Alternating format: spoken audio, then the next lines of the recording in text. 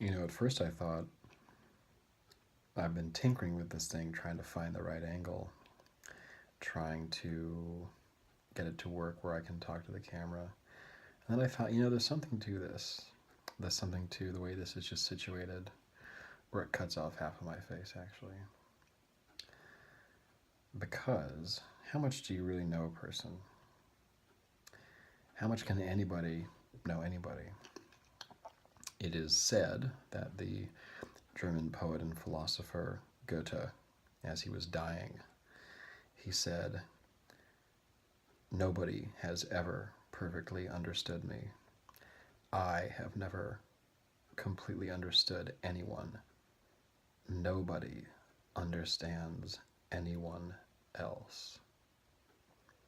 It's a disconcerting thought. But if you sit with it, which is what we do, we sit with what's uncomfortable.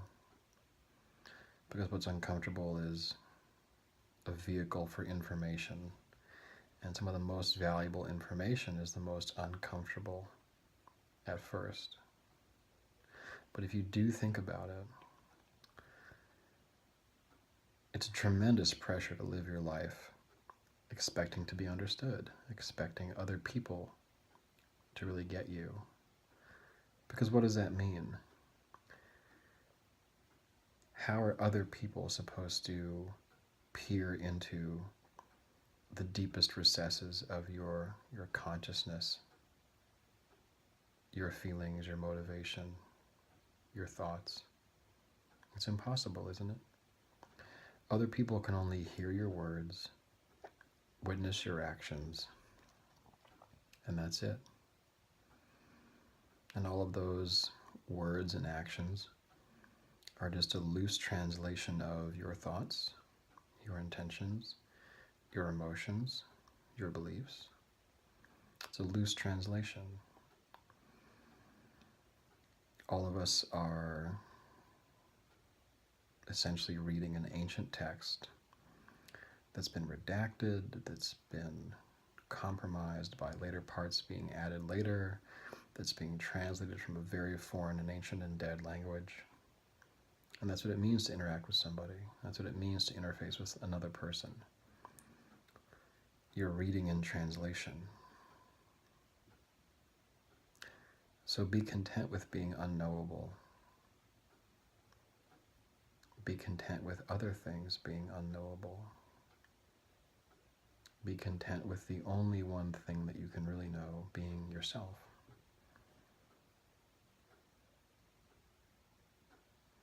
Because when you know yourself, that's when the world and other people make as most sense as they possibly can. Because they're reflecting and bouncing off of you when you encounter them. They're simply objects in your own awareness. And the greater your own awareness, the greater your clarity and insight. And you can have an almost psychic kind of insight into other people the more you know yourself. But you come to know yourself by sitting with uncomfortable thoughts. This is just the way. I don't like it any more than you do. I didn't choose it. I didn't make the rules. But like any game, you suffer for breaking the rules. And I suffered enough that I took an interest in what these rules might be and where they could be written down and who seems to know them, and to ignore everyone who abundantly, obviously, does not know them. And that means taking an interest in ancient wisdom. It means taking an interest in people who are sincerely happy, fulfilled, motivated. Not motivated like they've got $1 million smile and they're very outgoing. Motivated meaning that they bounce back from disappointment, from setbacks, from tragedy.